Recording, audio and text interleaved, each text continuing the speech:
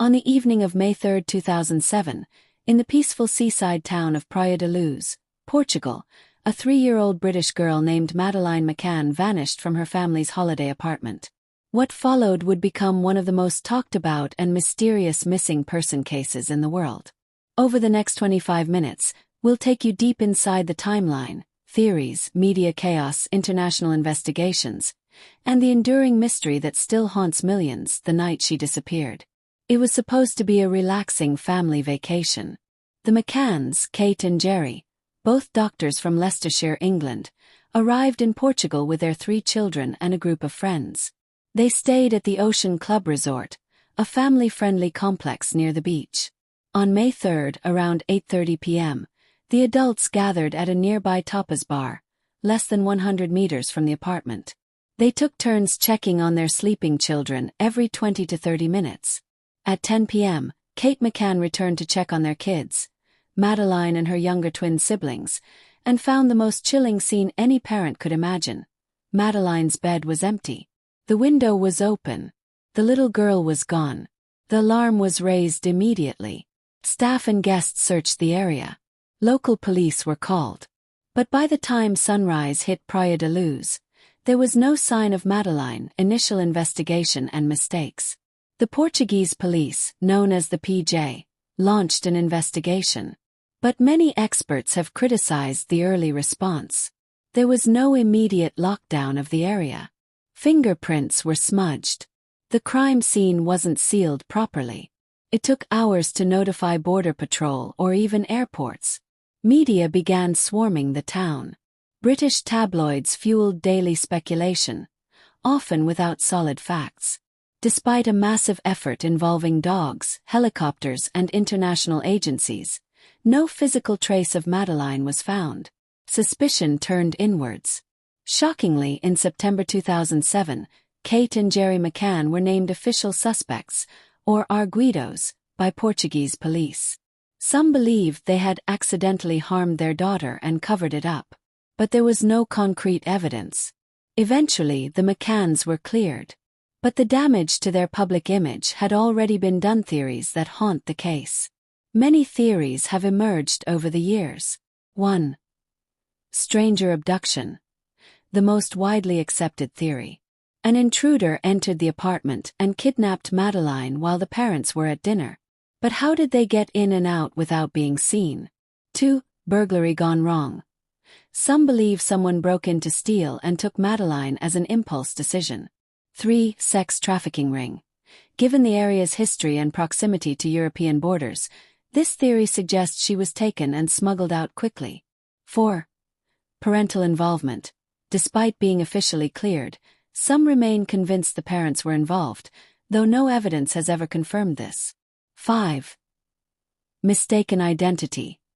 Could another child have been the intended target? Each theory leads to more questions than answers. Global media storm. This wasn't just a missing child case. It became a global media event. The McCanns launched a website, hired private detectives, and spoke with world leaders.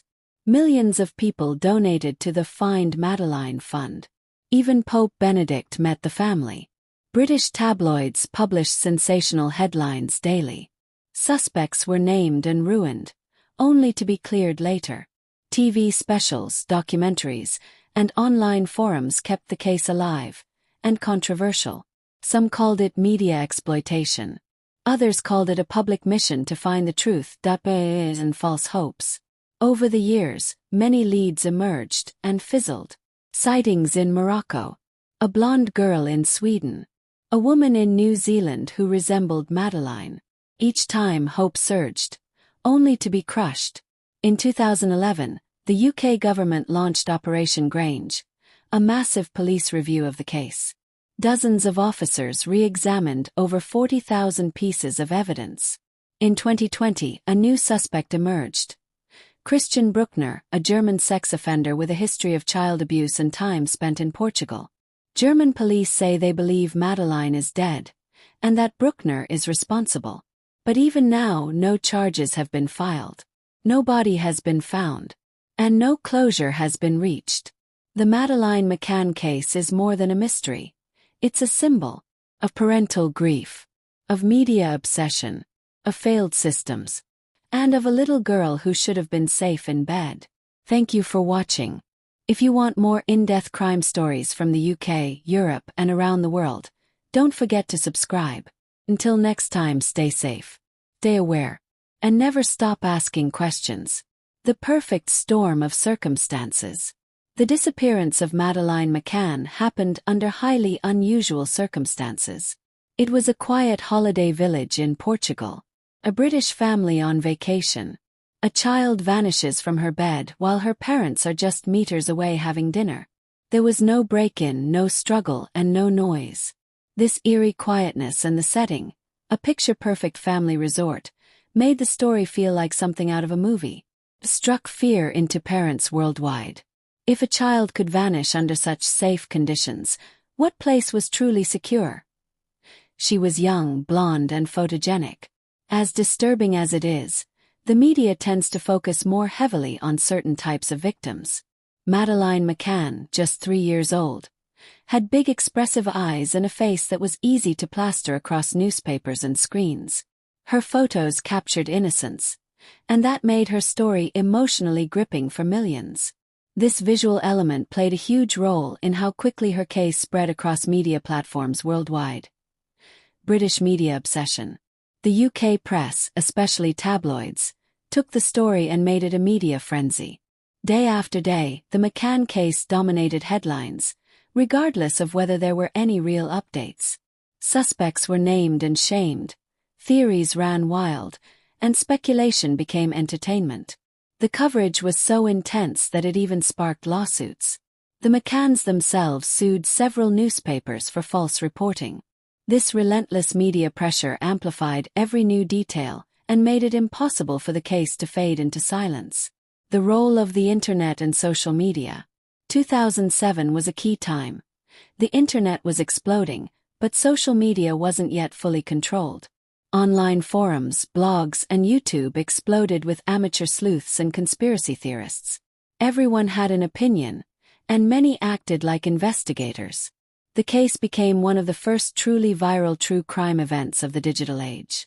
Even years later, updates in the case immediately trend online, a sign of how embedded this mystery is in public consciousness. Celebrity and political involvement. The case caught the attention of celebrities, politicians, and even the Pope. Kate and Gerry McCann met Pope Benedict. The UK Prime Minister at the time, Gordon Brown, spoke out in support of the family. Celebrities like David Beckham and J.K. Rowling made public appeals.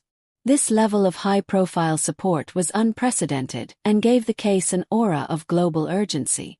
It also drew criticism. Why did this case get such attention when thousands of children go missing each year?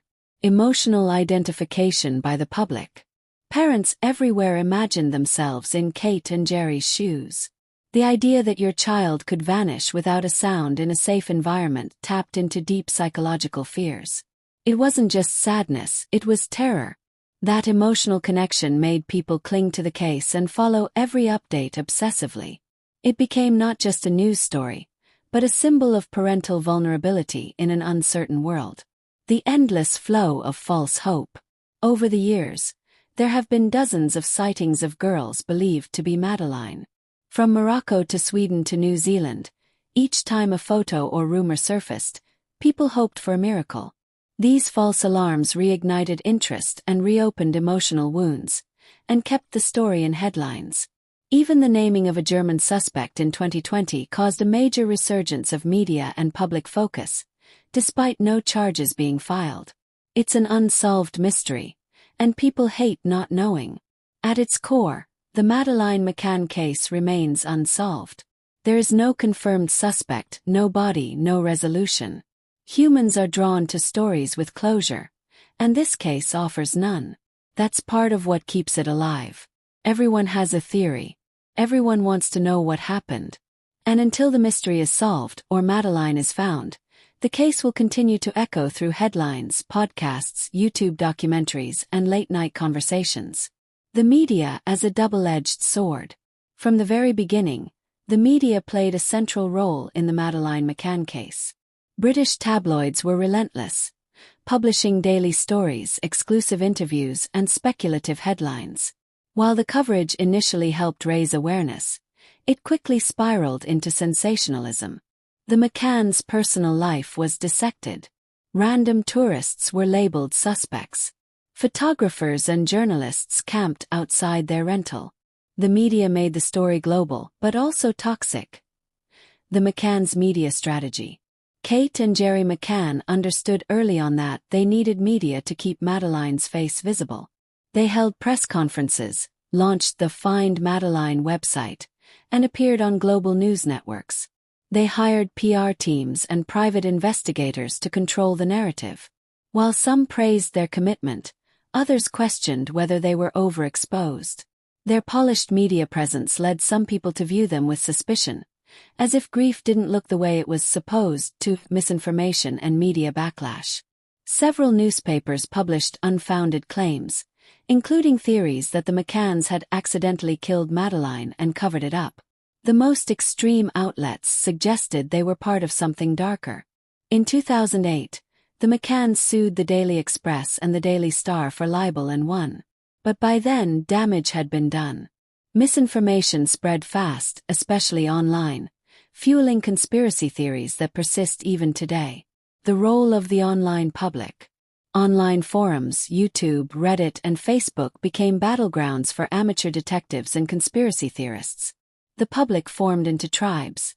Those who believed the McCanns were innocent and those convinced they were guilty. Dozens of documentaries, blog posts, and video breakdowns flooded the internet. While some people genuinely wanted to help, many crossed ethical lines, even harassing witnesses and creating fake leads. Police response. A divided effort. The initial police response in Portugal was widely criticized. Crime scene control was poor. The apartment was not properly sealed. No all-points bulletin was sent immediately. Evidence was disturbed. Later, the relationship between Portuguese police and British investigators became tense. They disagreed on key details. The lack of coordination between the two agencies likely delayed the discovery of critical information, turning the parents into suspects. In a shocking twist, the Portuguese police named Kate and Jerry McCann as official suspects, or arguidos, in September 2007. This added fuel to the media fire. British tabloids ran front-page stories accusing them. Protesters appeared outside their home. But the evidence was circumstantial at best. A scent picked up by sniffer dogs, some inconsistencies in timelines, nothing concrete. Eventually they were cleared, but public opinion had already been divided. The UK's Operation Grange. In 2011, Scotland Yard launched Operation Grange to reinvestigate the case from scratch. They reviewed thousands of documents, re-interviewed witnesses, and explored hundreds of leads. The investigation cost millions but brought renewed hope. It also highlighted the difference in how the UK police handled the case compared to the Portuguese authorities, with more resources, transparency, and modern forensic tools. German involvement and a new suspect.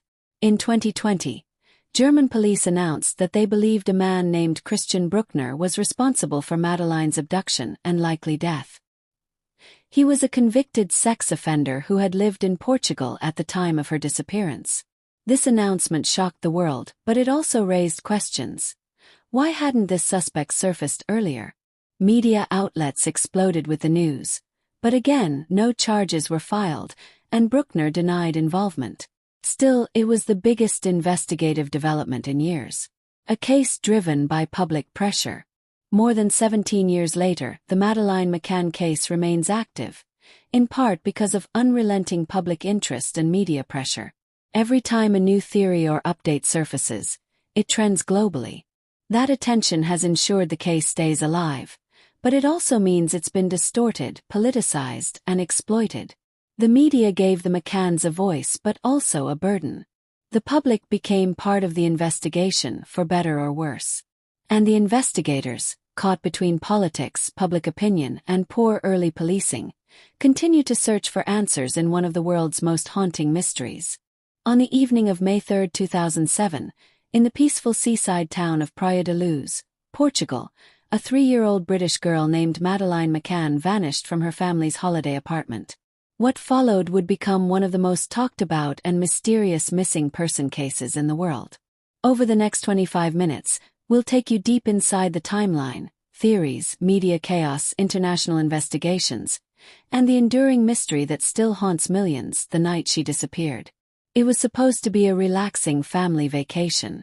The McCanns, Kate and Jerry, both doctors from Leicestershire, England, arrived in Portugal with their 3 children and a group of friends. They stayed at the Ocean Club Resort, a family-friendly complex near the beach. On May 3, around 8:30 p.m., the adults gathered at a nearby tapas bar, less than 100 meters from the apartment. They took turns checking on their sleeping children every 20 to 30 minutes. At 10 p.m., Kate McCann returned to check on their kids, Madeleine and her younger twin siblings, and found the most chilling scene any parent could imagine. Madeleine's bed was empty. The window was open. The little girl was gone. The alarm was raised immediately. Staff and guests searched the area. Local police were called. But by the time sunrise hit Praia da Luz, there was no sign of Madeleine. Initial investigation and mistakes. The Portuguese police, known as the PJ, launched an investigation. But many experts have criticized the early response. There was no immediate lockdown of the area. Fingerprints were smudged. The crime scene wasn't sealed properly. It took hours to notify Border Patrol or